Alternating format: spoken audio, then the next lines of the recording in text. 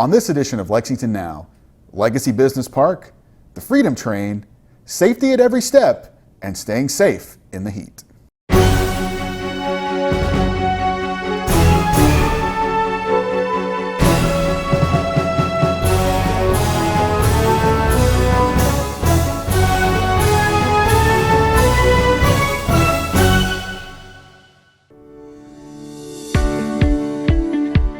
I'm Tyler Rowlett, and welcome to Lexington Now for the week of June 23rd, 2025. We broke ground on the Legacy Business Park this past week as a part of a collaboration with LFUCG and the University of Kentucky. This 200-acre park includes 19 lots totaling 147 acres for development, bike and pedestrian trails that connect to the city's Legacy Trail, and extensive green spaces. Many of the design ideas for this park grew out of a national design conference, which I attended in 2019, my first year as mayor. Residents in the surrounding neighborhoods and cyclists are going to appreciate the trails and the green space. Legacy will be an appealing place to work, and that will support businesses as they work to recruit our best talent. This day has been a long time coming. Legacy Business Park began in a 2017 conversation between President Capilouto and Secretary Gray. We wanted to have both of them here today to salute their vision. Our mission, as many of you have heard me say, is to advance Kentucky in everything we do. Our Board of Trustees has challenged us to advance Kentucky's health more so than any other university of our type in the country. And they pushed us to form something we call the Advancing Kentucky Together Network. And I think our celebration here today of this milestone is a perfect example of what they had in mind. You know, I was reminded just the other day that almost 70 years ago, there was a groundbreaking for an advanced manufacturing plant in Lexington.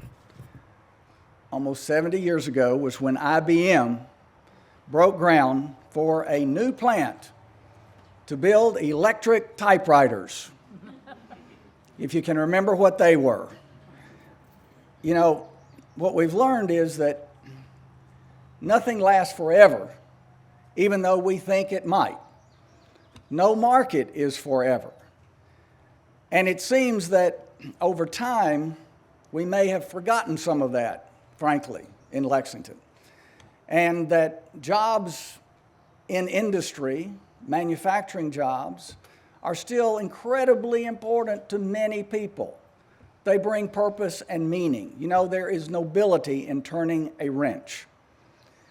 And this park is giving us that opportunity, again, to make those kinds of investments in people and jobs and opportunities that we sometimes don't think about as much as we perhaps should. You know, this $10 million investment really pays for itself. There's a huge ROI with this. It's a $23 million total project, but the economic study that was done by Commonwealth Economics really, I think, tells the story.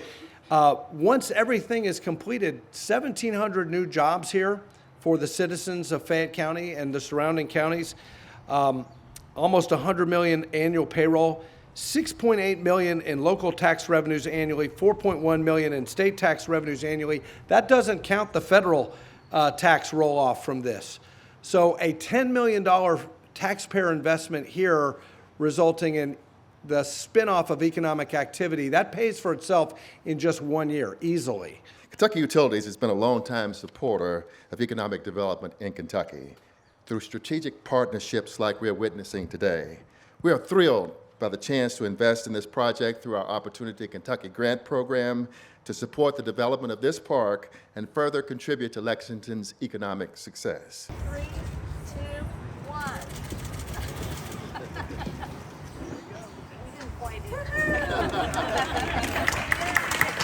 A new monument of Lewis and Harriet Hayden was unveiled last week, honoring Lexington's history with the Underground Railroad, the Freedom Train. Good morning, everyone, and what a historic day here in Lexington. Today, we're unveiling a statue honoring the abolitionist couple, Lewis and Harriet Hayden.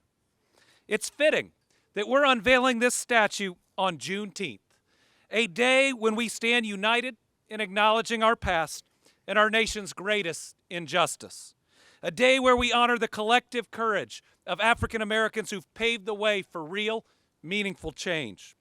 I believe that the toughest people in the world are those trailblazers, armed with their faith and the determination to make sure the moral arc of our universe bends towards justice. Those who empower everyone and belittle no one. That certainly describes Lewis and Harriet Hayden. On this day, I get that I'll never be able to truly feel the ever-present weight of racism, inequality, and injustice. And it's impossible for me to imagine the horrors and the scars, the distrust that moments in our history have created. But we cannot ignore the mistakes of our past. We cannot turn away from even the most painful moments and pretend they don't exist. Instead, we must learn from them and make progress for that better tomorrow. We're committed to celebrating these leaders and educating ourselves about the aspects of our history that have been for too long overlooked. Lewis and Harriet escaped slavery in Kentucky on the Underground Railroad and became prominent leaders in the abolitionist movement. They ultimately settled in Massachusetts, which at least is another Commonwealth, where they opened their homes to others fleeing from slavery. Their home became a safe haven for hundreds, and their clothing store provided comfort to those seeking freedom. Lewis also persuaded the Massachusetts governor to push for the inclusion of black men in the Union Army. Eventually, 3 regiments of black soldiers were represented in the war that would end slavery. As we celebrate Lexington's 250th birthday, it's important to tell the remarkable story of Lewis and Harriet Hayden, who changed the lives of countless people who were living in slavery, serving as leaders in the abolitionist movement, and operating a station on the Underground Railroad out of their home. I want to congratulate all the committed volunteers who led the drive to bring this sculpture to downtown Lexington. It is very much at home right here, near the home where Lewis Hayden actually was enslaved. We envision this sculpture becoming the centerpiece of a respectful park-like setting. This future space will share Hayden's story, the history of the East End neighborhood. It will feature a timeline from Lexington's founding through the Hayden's lives into the present day. There will be seating for reflection, engraved brick pathway, native trees and shrubs, twinkling lights embedded in the plaza floor representing the Big Dipper, and plaques honoring major donors. Today marks the beginning of Phase 2, the creation of this park. We're incredibly fortunate to have the support of TSW, Tunnel Spangler Walsh & Associates, a national planning and landscape architecture firm that generously donated their services to design the park, free. But an old African proverb states that if you want to go fast, go alone. If you want to go far, go together. And the theme of this sculpture is about the work with Harriet and Lewis, moving together, not just by themselves, but with the community that they carried with them and the community to which they went, and the community that they fought for all their lives. And the name of our artwork is Toward Freedom. I want you to think about those 2 words because it's not a static phrase. It speaks of movement, of progress, of work still to be done. Toward Freedom is not just the name of the statue, it's a direction, a calling. When future generations stand here, when they look upon this statue, may they not only remember, but may they be moved to act, to lead, to carry us further toward freedom. Thank you.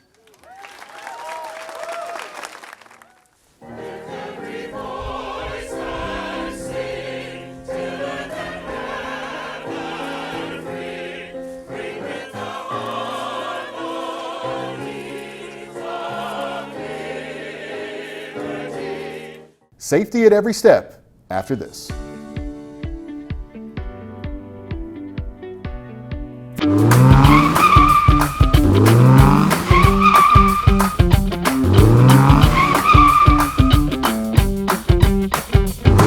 Hello, I'm Lieutenant Chris Van Brackle with the Lexington Police Department Traffic Unit. Today we are talking about disability accessible parking and the aisles between those parking places. Accessible parking is a valuable and necessary resource for people with disabilities, and that includes the striped area next to accessible parking spots. These are access aisles, and it is illegal to park here, even if you have an accessible parking permit. Police and Lex Park will write tickets when they see vehicles parked in an access aisle or parked in an accessible space without a placard, and the fine is $250. Know where and where not to park. Keep the access aisles clear. Thank you, and drive safe. Welcome back to Lexington Now. Safety at Every Step is an initiative brought to you through a collaboration between the Department of Social Services and Lex TV.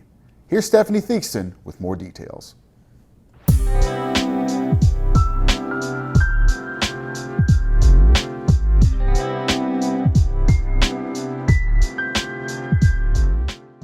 I'm Stephanie Theakston, coordinator of Lexington's Domestic and Sexual Violence Prevention Coalition. We want survivors to know that there are people in our community who care about you and want to support you.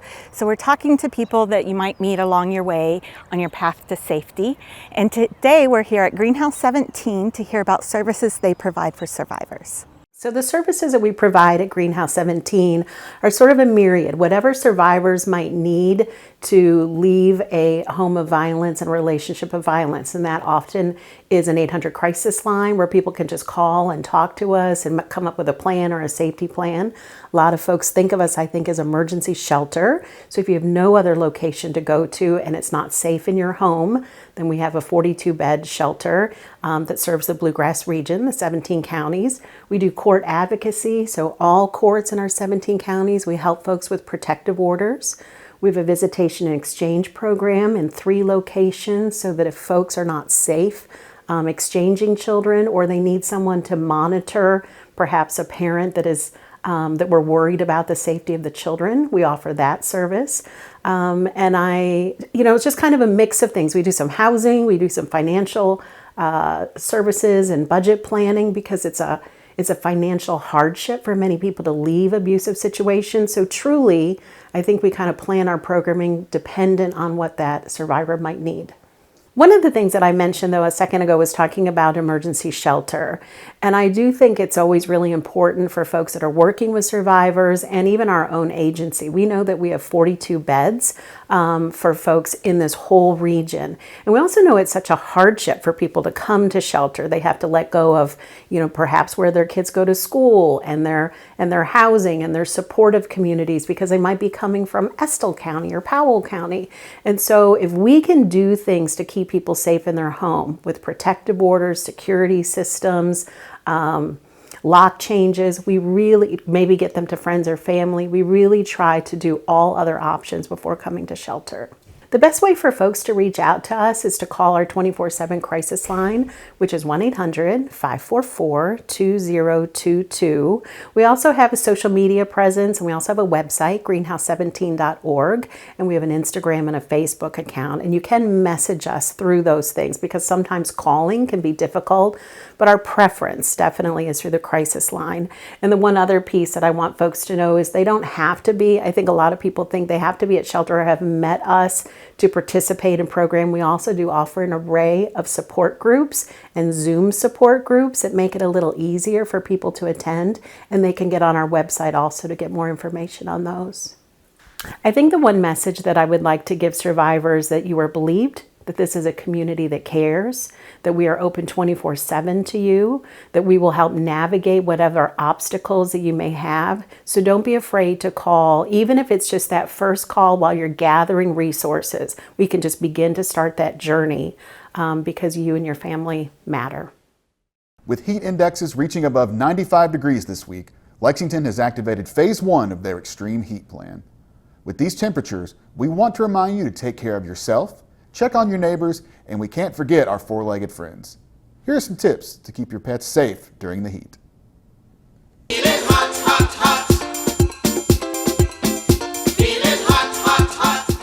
As the temperature continues to rise, many people are doing more and more outside activities. And like a lot of us, we like to spend our outdoor time with our pet.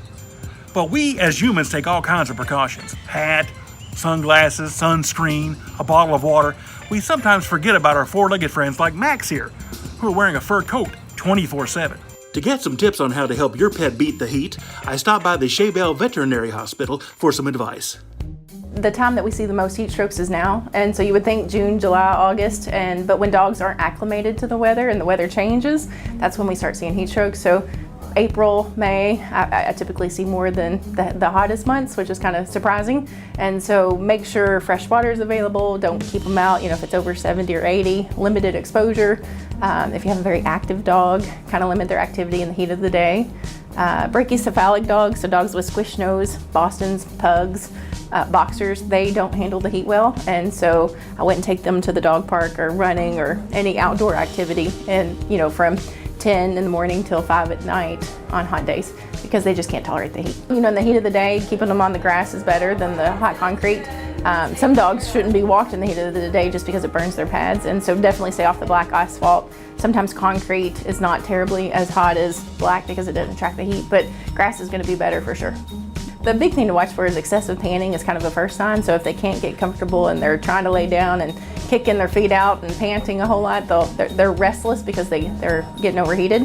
A lot of times their gums will be really pink and injected, and more so than normal. Extreme cases, you'll start seeing vomiting, diarrhea. A lot of times they can have blood pass in their stool. End stages or convulsions can even cause death. And so if you start noticing that, you need to cool your dog off pretty fast and get them to the vet.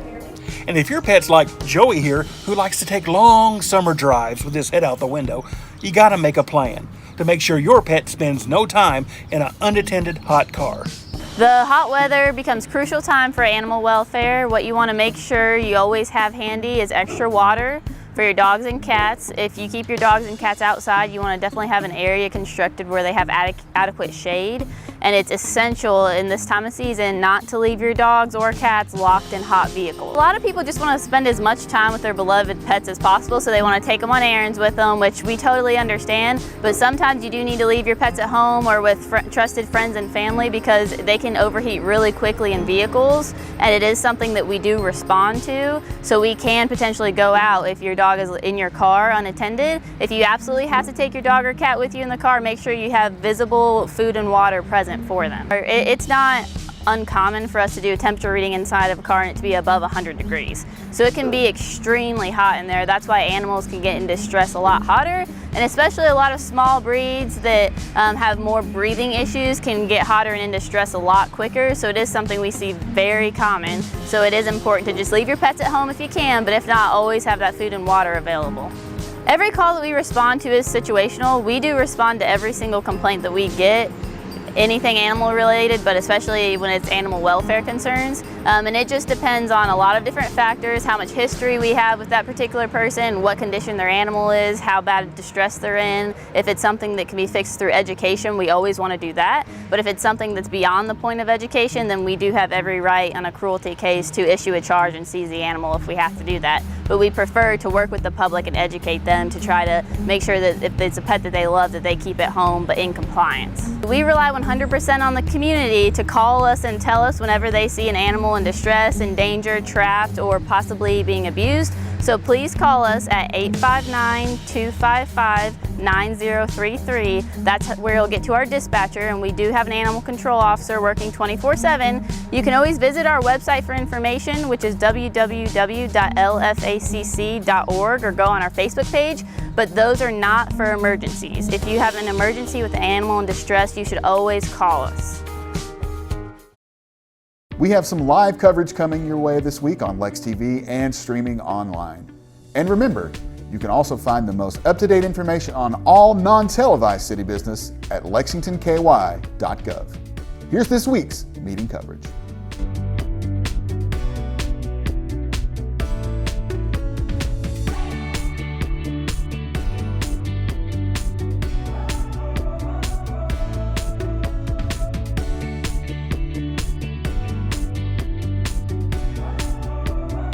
That's all for now. As always, you can check out the latest traffic updates on X at LexRex or catch our live traffic cams on lexingtonky.gov. Lex TV is now on Facebook and Instagram. Be sure to follow our pages for all the latest information and content of what's going on with LFUCG and Lex TV. For all of us here at Lex TV, I'm Tyler Rowlett. We'll see you next time.